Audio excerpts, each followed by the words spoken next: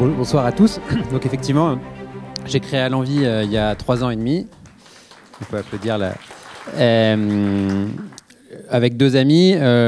Effectivement, le constat, nous, c'était de se dire, en fait, on vit quand même dans un monde où il y a un certain état de l'art dans le management, dans la science, dans plein de choses finalement, et on n'est pas capable de fournir un accompagnement réellement qualitatif aux personnes vulnérables, fragiles dans notre société. Et ça, c'était notre révolte initiale. Et on s'est fixé le challenge d'humaniser l'accompagnement des personnes âgées.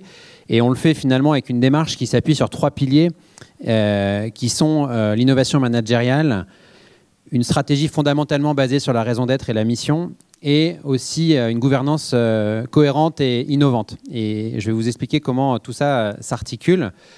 En fait, nous, on a commencé à s'intéresser à ce secteur et on s'est rendu compte que finalement, on disait partout qu'il fallait favoriser le bien vieillir, mais qu'on ne s'intéressait pas aux 500 000 personnes qui font ce job, qu'ils font dans des conditions absolument déplorables, puisque vous avez 70% de temps partiel subi, vous avez des gens qui sont payés au SMIC, et surtout un manque de reconnaissance et un manque d'autonomie dans le travail, puisque la plupart de ces personnes sont cantonnées à un rôle d'exécutant. Il y a des gens dans les bureaux qui leur disent « tu vas chez monsieur un tel à telle heure », et c'est très souvent vécu comme une souffrance. Les personnes ont l'impression d'être instrumentalisées un peu comme le charlot des temps modernes au sein d'une usine, mais qui en plus n'arrive pas à proposer vraiment de la bientraitance derrière.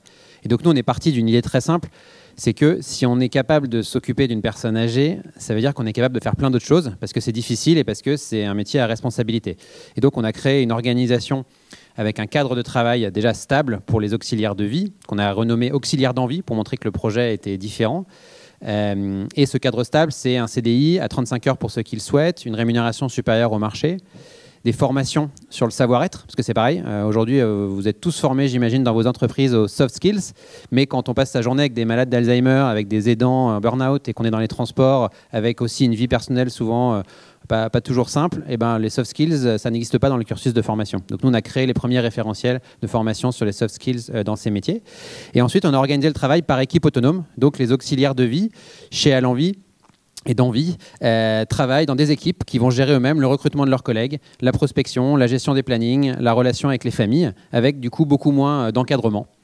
Et bizarrement, ça fonctionne, puisqu'on a un accompagnement au plus près des besoins des bénéficiaires, vraiment sur mesure, par équipe sectorisée qui se fait, avec des retours très qualitatifs.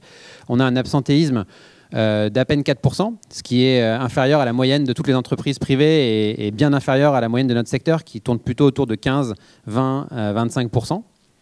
Et donc ce modèle d'organisation vraiment centré sur une libération, une autonomisation des professionnels, très vite en fait quand on le pratique, on se rend compte que derrière ce qui crée les bonnes conditions de l'autonomie, c'est les convictions, les valeurs partagées par tous, le sens. Et donc très vite on a senti le besoin de formaliser notre raison d'être qui va devenir très bientôt statutaire. On s'est rendu compte qu'en fait, tous chez À l'Envie, qu'on soit les fondateurs ou auxiliaires, ce qui nous fait vibrer, c'est pas le fait de créer une entreprise qui marche mieux que les autres. C'est le fait de faire changer tout un secteur parce qu'on considère qu'il y a un secteur qui fonctionne mal.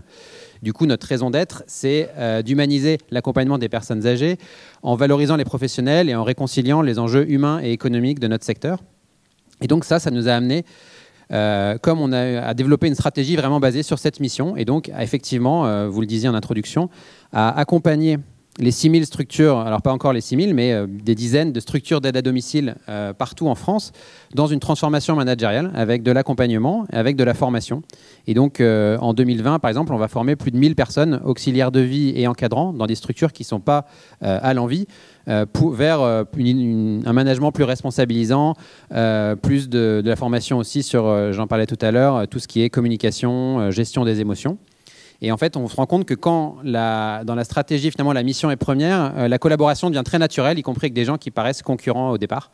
Et on a aussi entamé un dialogue très fructueux avec les pouvoirs publics, puisque finalement, quand on est axé sur une mission qui rejoint un peu l'intérêt général, le dialogue est très simple. Et donc, on a, à titre symbolique, mais pas uniquement, une auxiliaire salariée d'À l'Envie qui a participé à un rapport écrit par Myriam El Khomri sur la valorisation des métiers du grand âge. Elle a passé des semaines à travailler avec elle. Le ministre de la Santé nous a réservé son premier déplacement la semaine dernière, on était très fiers. Donc c'est tout ça pour montrer que quand on fait le pari aussi, qu'en tant qu'entreprise, de vraiment se dire qu'est-ce qui fonctionne mal sur ce secteur, comment je peux essayer d'y apporter une réponse, on se rend compte que la collaboration que ce soit avec les régulateurs, les pouvoirs publics et les concurrents, mais qui en fait sont des partenaires, devient très simple et très naturel. Et on trouve des business models, puisque ce côté formation, accompagnement des dirigeants, aujourd'hui, c'est en très forte croissance chez nous, et c'est un business model sur lequel on va lever des fonds et se développer encore plus. Et troisième axe qui est très important quand on commence aussi à donner finalement du sens, une raison d'être à l'entreprise, c'est la gouvernance. Nous, on en est persuadés, parce que finalement, la mission, contrairement au capital financier, elle appartient à tout le monde. Et donc, très vite, on se rend compte que toutes les parties prenantes ont envie d'y participer. Donc, ça nous a amené à créer un comité de gouvernance partagé avec les auxiliaires de vie qui nous aident vraiment à construire les règles de gestion du temps de travail, etc., en interne, de dialogue social dans l'entreprise. Ça nous amène aujourd'hui à devenir société à mission, à créer un comité de mission pour impliquer aussi des aidants familiaux, des bénéficiaires et des partenaires dans la construction de nos services. Et ça nous paraît vraiment essentiel, nous, d'être toujours sur ce triptyque management, mission et gouvernance. Et c'est vrai que voilà, moi, mon témoignage, même par rapport à vous qui travaillez pour beaucoup, je pense, dans les directions de développement durable, c'est que je suis persuadé qu'on peut commencer. Nous, on a vraiment commencé par l'innovation managériale. Ça nous a amené naturellement à la raison d'être, puis à la gouvernance autour de la mission. Je pense que les trois iront ensemble. On peut commencer par n'importe laquelle des dimensions. Si on le fait dans une démarche cohérente et sincère, je pense qu'on finit toujours, pour que ça se pérennise, par s'intéresser aux trois dimensions.